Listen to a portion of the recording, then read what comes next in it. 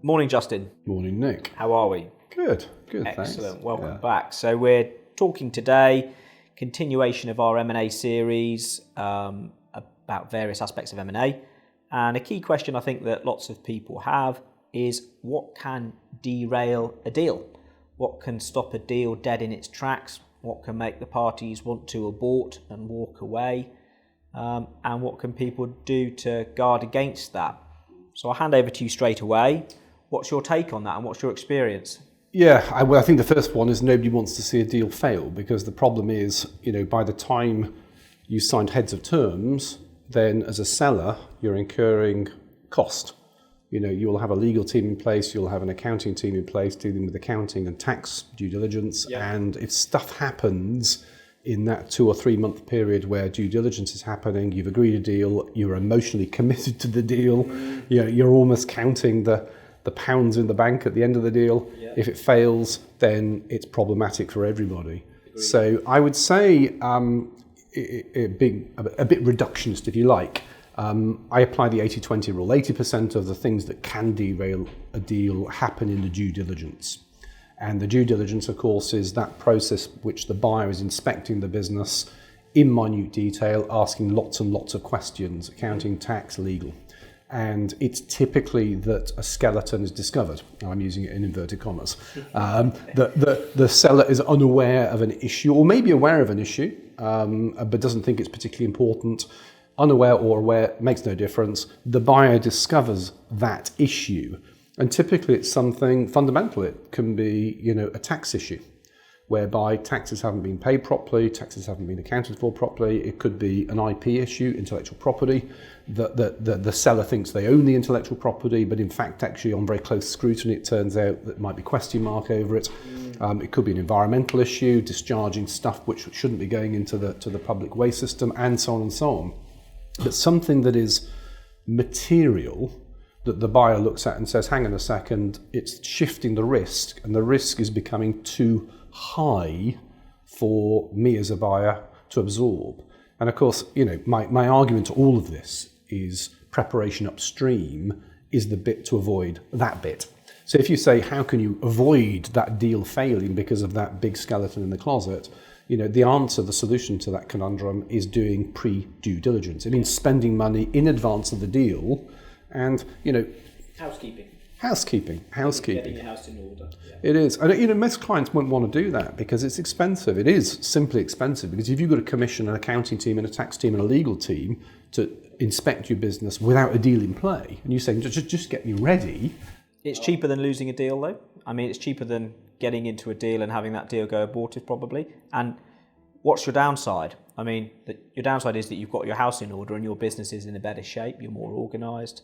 So there's a value to that. Appreciate it comes at a cost, but it does put value back into the business. I think it does. And I think that the biggest, if you like, obstacle that I personally face leading a business where we advise clients on selling their businesses, it's actually almost convincing a seller that is a worthwhile investment. And the reason I say that is because very often as not, the seller will have lived with issues. And I can give an example without breaking any confidences. One can have a business, for example, a notional business. Let's create one, a limited company turning over, let's say, £5 million per year. And all of the directors invoice their costs via service companies. So they basically take their income by invoicing via their own legal entities, limited companies. And they've done that for sort of 10, 15 years. So, it's day-to-day business. They've got quite happy with the risk they're taking. They don't perceive any great risk. The buyer can do the due diligence and find, in this particular example, that there is literally millions of pounds worth of potential tax at risk because it, in effect, is that they've broken IR35 or potentially broken IR35. There's an issue there. And I think the point being is that this notional example, so I've obscured some details to keep it very confidential, but that's an example of where the seller doesn't perceive there's a risk and therefore might not have invested to have had a look at the problem up front. The buyer investigates it with a very competent accounting business and said, the risk is quite high here, so we're going to pull out of a potential deal. So 80% of the issues that I see that can derail a deal are in that due diligence phase. There is 20% of other stuff. Okay. And the other stuff's a little bit more intangible, if you like, but it has through 10 years of experience or more, I've seen this stuff happen, and examples of it can be shareholder disputes. Is that a business, a seller with multiple shareholders going into a sale process, at some point in the process, the shareholders of the seller start to disagree about something important, and that can potentially derail the process. The other aspect that I see, and I think this is one that I see quite commonly, and that is that the financial team or the accounting team within the seller is not able to produce the level and quantity and accuracy of financial information that the buyer will want to see through the due diligence. And I think it's important, if I just unpick that slowly, is when a deal is agreed, heads of term is set between buyer and seller, is the buyer is looking at the seller's business, very carefully, all the way through to closing. And for the seller, that's unusual, because the seller says, hang on a second, surely this, they pay attention once they've bought it. And the answer is no. Once that heads are actually signed, the buyer wants to see reliable management information. The magnifying glass comes out at that point, and they sort of put the business in that spotlight and look very closely. You've got it. And it's, they're doing the due diligence on the business, and, very important, underline the and they are looking at the performance of the business all the way to closing.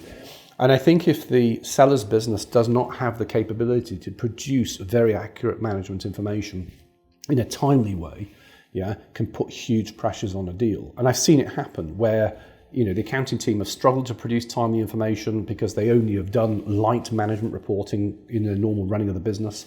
And the buyer gets increasingly disconcerted about what is happening within the business they're buying. It's unsettling. It's unsettling.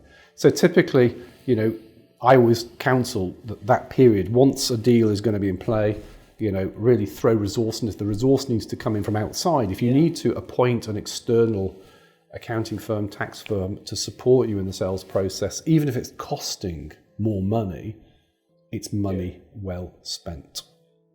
That's really interesting, Justin, and listening to what you've got to say there, a lot of those are factors which sellers can control. And I suppose in terms of the factors that can derail a deal, you can do your housekeeping, you can control that.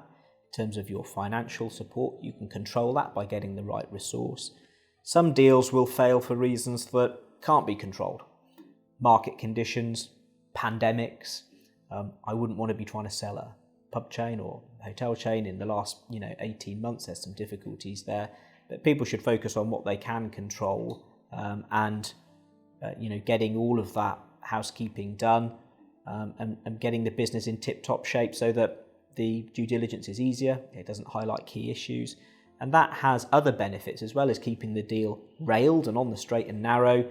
It can reduce risk for the sellers in terms of warranties and indemnities. That's the subject of another video.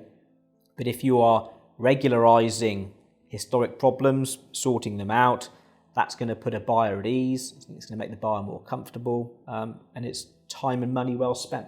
One of the questions that comes up that clients often ask me is about incentivizing or even making the management team aware of a sales process. It's an interesting question, isn't it? Because on one side, if you're selling a business, you're going to want to keep a level of confidentiality within your business so it doesn't leak out, you don't disrupt people, don't stress people unnecessarily. Why explain to your employees that you're selling a business when it may not sell, for example. But then if you have a key manager leave the business in the time where you've agreed a deal, that can literally stop a business sale, especially if that is a key person within the organisation. Absolutely right. I mean, if that person is integral to the running of the business, even under the buyer's ownership, then a buyer will be very unsettled if that individual leaves. And you're right, it's a challenging question and it's a timing question. At what point do you bring the relevant management team into your confidence, into the knowledge that the company's being sold? You need to do it at a point where you know the deal is certain or near to certain. And some people do think about incentivizing those people and getting them focused on the target, which is completion. But there's also a lot of work to be done in terms of complying with due diligence requests.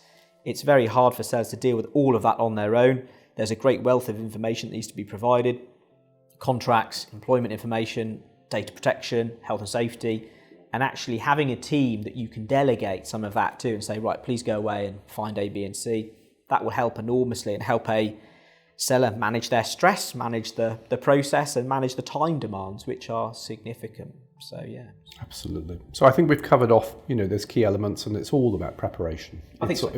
If you're going to sell a business and you're getting a 10 million, 20 million pound consideration in whatever form, whether it be 100% cash or otherwise, spending some time up front preparing, it's just a drop in the ocean in terms of expenditure. So agreed.